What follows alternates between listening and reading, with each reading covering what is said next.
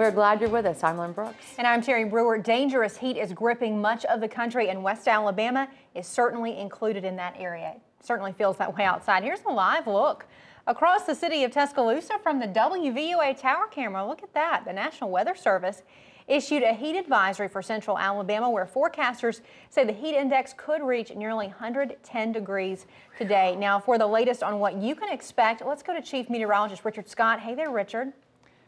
Hey Terry, good Tuesday afternoon to you. You saw the shower on our interactive radar by our tower camera, and that's what we need out there. We need the showers to cool things off, and it is hot out there right now. 96 Tuscaloosa, some rain-cooled air over in East Alabama, gas sitting at 81 degrees right now. This is what it feels like to your skin if you step outdoors. 108 right now, what it feels like Tuscaloosa and Birmingham, 105 in Calera, 95 in Demopolis, and we do have that heat advisory in place for many of our West Alabama counties until 7 o'clock this evening, and that includes all the counties you see in brown. Also an excessive heat warning for the Tennessee Valley of North Alabama, and that goes till 7 o'clock as well. But there are some thunderstorms. You saw that one thunderstorm from our tower camera looking northwest over northwest Tuscaloosa County. Bigger storms back to the south and west of us from parts of Greene County, Pickens County line, back down the Sipsey River and down the Tom Bigby River, close to Gainesville. All these showers and storms are moving south and west at about 10 to 15 miles per hour. So our forecast tonight, we'll still hang on to that chance of showers and storms. 82 by 10 tonight, 78 at midnight. But what about the rest of the forecast? Home team weather is coming up. I've got to look at your 7-day planner, plus a weekend forecast. Stay with us. All right, thank you, Richard. Alabama health officials say the combination of this record-breaking heat and humidity can be deadly. DCH Regional Medical Center tells WVUA the number of patients treated for heat-related illnesses has nearly doubled compared to this time last year. The state health department says heat stroke is the most serious heat-related illness. That's why it's important to be aware of some warning signals. Experts say there are several, including extremely high body temperature, red hot and dry skin, rapid pulse, throbbing headache, dizziness, nausea, confusion, and of course unconsciousness. Now, you can learn more about heat-related illnesses from the Alabama Department of Public Health. For a shortcut to their site, just go to WVUATV.com, click numbers and links. And these brutal temperatures mean people are turning up that AC, but for those without air conditioning, finding a way to stay cool can be pretty difficult. That's where you come in. You can help. Temporary Emergency Services in Tuscaloosa needs fan donations. They need them right now. Executive Director of TES, Karen Thompson, says the fan drive kicks off today and says they normally have about 200 fans to give away. Right now, though, no donations. There are none available if someone comes in needing a fan. Thompson says top priority is given to people age 65 and older.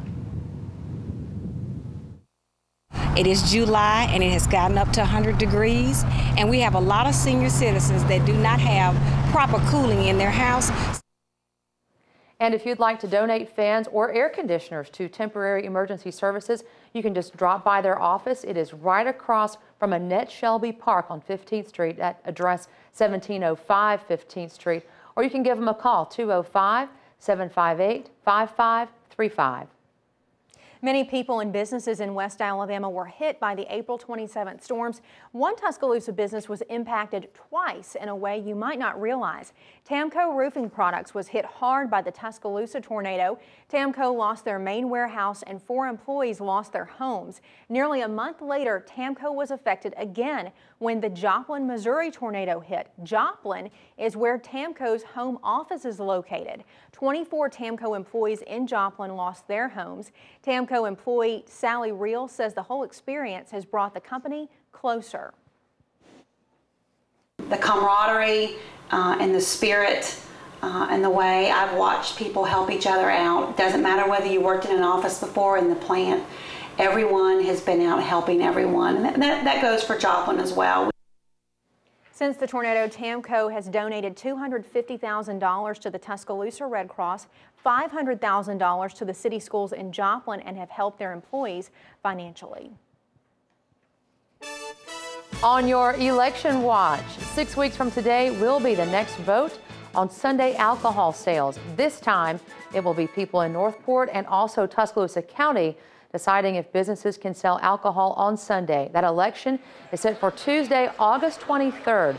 People living in the city limits of Tuscaloosa, of course, will not be allowed to vote this time. Officials say the referendum is similar to the one Tuscaloosa residents passed earlier this year.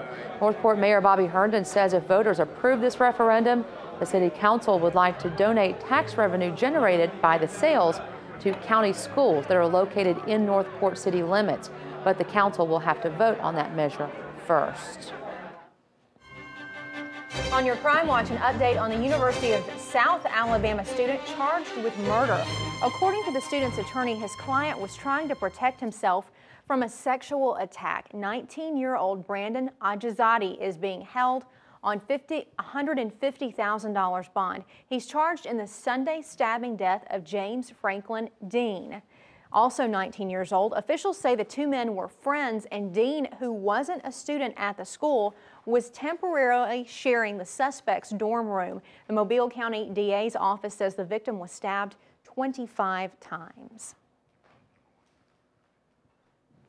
In the state's gambling corruption trial, a casino lobbyist testified he paid a state senator thousands of dollars to secure her vote on gambling legislation. Country Crossing casino lobbyist Jared Massey said he directed around $45,000 to help re-elect State Senator Harry Ann Smith in exchange for her vote on pro-gambling legislation.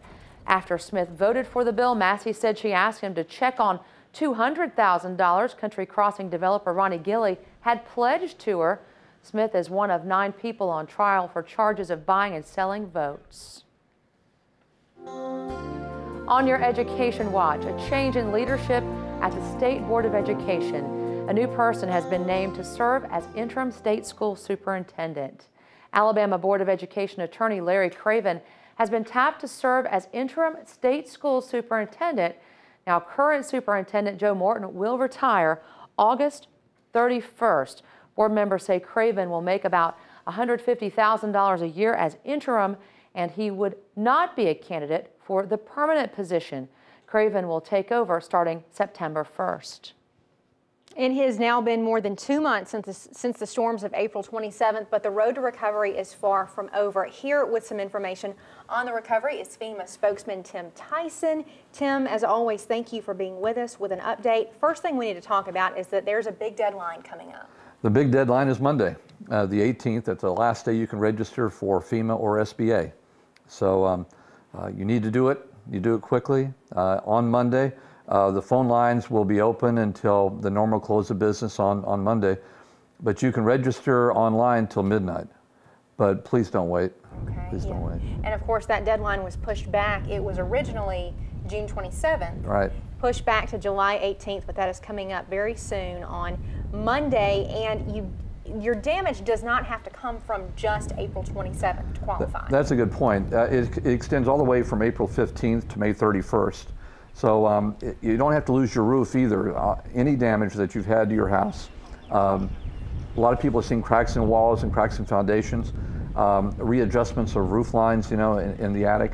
So if you have any damage that's related to those storms during that time period, you really do need to register and take advantage of it. All right, we've also got some workshops coming up this week. The first one happening on Thursday. Tell us about that. On Thursday, it's from 2 to 4 in the afternoon and then 5 to 7 out at the Shelton State Community College.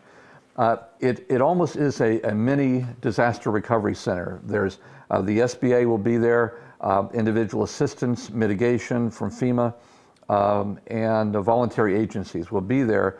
The primary focus of the workshop is to complete those SBA applications. That's the driving factor at this point. All right, also another workshop coming up Saturday at Central High School in Tuscaloosa. Yes, you know, returning survivors to a permanent home is the goal of all of this activity that we've been underway. And this expo on Saturday is designed to do just that. The State Department of Housing, their Housing Task Force, Alabama Emergency Management Agency, and FEMA and the Small Business Administration will all be there to help people recover fully from the disaster.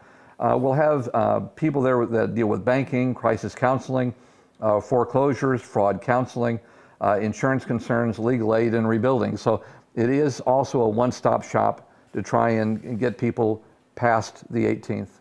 Yeah, And Tim, real quickly, the Small Business Administration is not just for businesses. That's a good point too. In a disaster, the SBA is chartered to work with FEMA to offer these low interest loans, 2.5%, up to $200,000 for a homeowner, $40,000 for a renter. You can borrow $14,000 without collateral if you qualify. If you don't qualify for the loan, it doesn't count against you on your credit rating. If you don't qualify for the loan, well then you can also get maybe eligible for FEMA grants, which don't have to be paid back. And the expo on Saturday is from 12:30 till 5 at Central High School. Some great information there, Tim Tyson. Thank you as always, and we're going to send it back to Lynn. Well, if you're looking for a new spin on your family's dinner, how about this? A virtual supper. NASA is inviting the public to share a virtual all-American meal with the Atlantis shuttle this Thursday. The 4 shuttle astronauts and possibly the 6 members of the International Space Station crew will tag along. NASA says the meal will include grilled chicken, barbecue brisket, and baked beans. Sounds good right about here at supper time. Earthlings can get recipes or formulations, as food scientists would call them, from NASA's website.